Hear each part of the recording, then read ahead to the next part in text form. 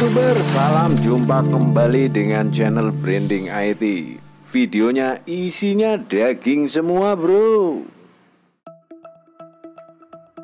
Heboh kesuksesan kereta cepat Whoosh, sama hebohnya dengan proses ataupun biaya yang digelontorkan mencapai 7 miliar dolar atau kurang lebih sekitar 115 sampai 121 triliun. Nah, admin punya data ataupun bocoran tentang pendapatan kereta api Whoosh ya 3 bulan setelah beroperasi, atau boleh dikatakan di antara Oktober, November, Desember. Kita bandingkan dengan biaya ataupun perkiraan BEP yang konon katanya tidak lunas hingga 100 tahun, bahkan ada nyinyiran ataupun sarkasme tidak akan balik model sampai kiamat. Yuk kita hitung mana yang benar, dan perhitungan ini berdasarkan berita resmi 3 bulan kereta Whoosh beroperasi. Kemudian kita tambahkan perkiraan dan hal lain sehingga perhitungan ini versi admin maupun versi Anda juga akan menemui ataupun berada pada titik yang seimbang dan netral. Kita mulai perhitungannya. General Manager Corporate Secretary PT KCIC Eva Hairunisa mengatakan salah satu sumber pendapatan dari kereta cepat Jakarta-Bandung Whoosh adalah penjualan tiket atau farebox. Sejak beroperasi berbayar 17 Oktober 2023 hingga akhir tahun 2023, PT KCIC menjual sebanyak 1.220.000 tiket dengan okupansi rata-rata 75% dan okupansi akhir pekan 80%.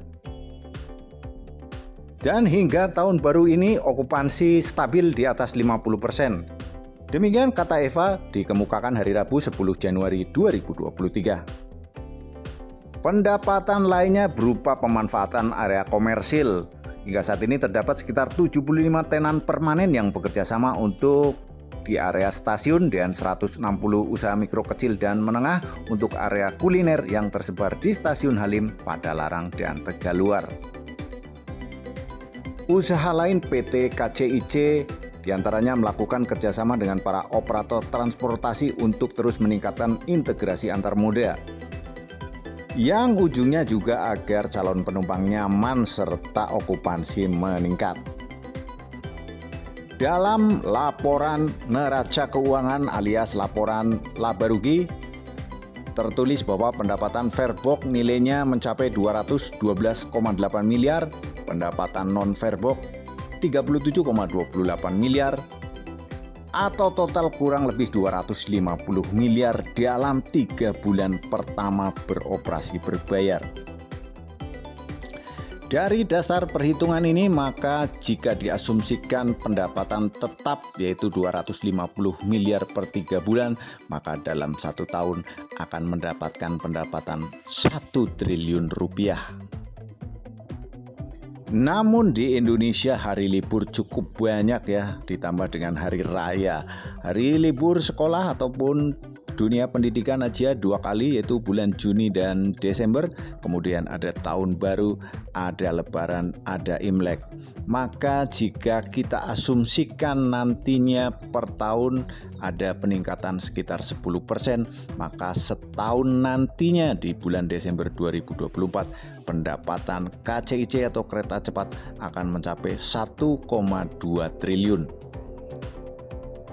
Secara hitungan kasar dan kotor, maka untuk investasi senilai 105 hingga 120 triliun, maka kereta cepat Whoosh akan balik modal 100 tahun.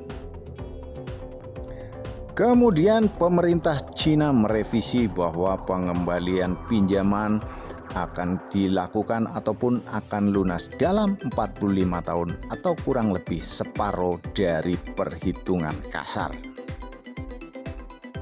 Jadi dengan perhitungan kasar dan perhitungan bulat tanpa memperhatikan hal lain, maka kereta cepat Wus ini memang akan BEP dalam 90 hingga 100 tahun, karena perhitungan admin di sini hanya ada peningkatan 10% per tahun dalam tahun kedua, serta asumsi pendapatan per 3 bulan di angka tetap 250 miliar. Namun perhitungan lain tidak dapat kita abaikan, termasuk dengan adanya multiplier efek dengan beroperasinya kereta api cepat Wus. Perhitungan lain diantaranya adalah membuka ribuan lapangan pekerjaan baru, menghidupkan UMKM, kemudian juga meningkatkan pariwisata, terutama untuk turis yang dari luar negeri.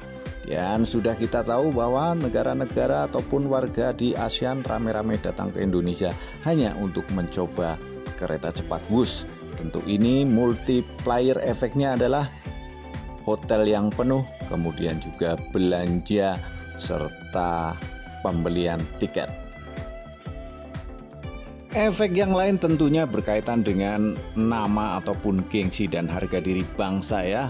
Dan ini sudah terbukti ketika terjadi Piala Dunia U17 di Indonesia yang membuka mata dunia bahwa Indonesia memiliki infrastruktur yang mumpuni dan dikategorikan sebagai negara maju.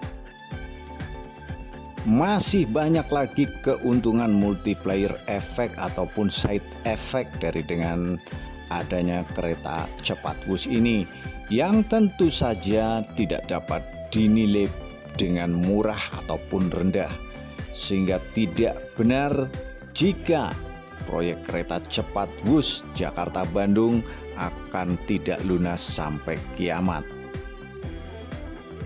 Namun dapat dibenarkan juga bahwa secara kasar hitungan tunggal atau dengan hanya memperhatikan nilai uang, maka balik modalnya 100 tahun.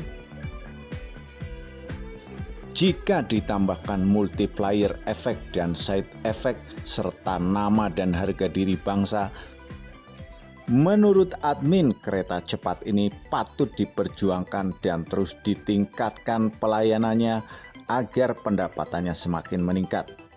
Admin juga setuju agar proyek ini dipercepat ataupun diperpanjang hingga ke Surabaya, namun dengan sistem bertahap, alias per 300 km. Atau sebagai gambaran, mungkin tahap pertama kelanjutannya adalah dari Bandung ke Yogyakarta. Bagaimana menurut Anda? Untuk yang tidak setuju dengan pendapat admin ataupun yang setuju, silahkan baku hantam di kolom komentar.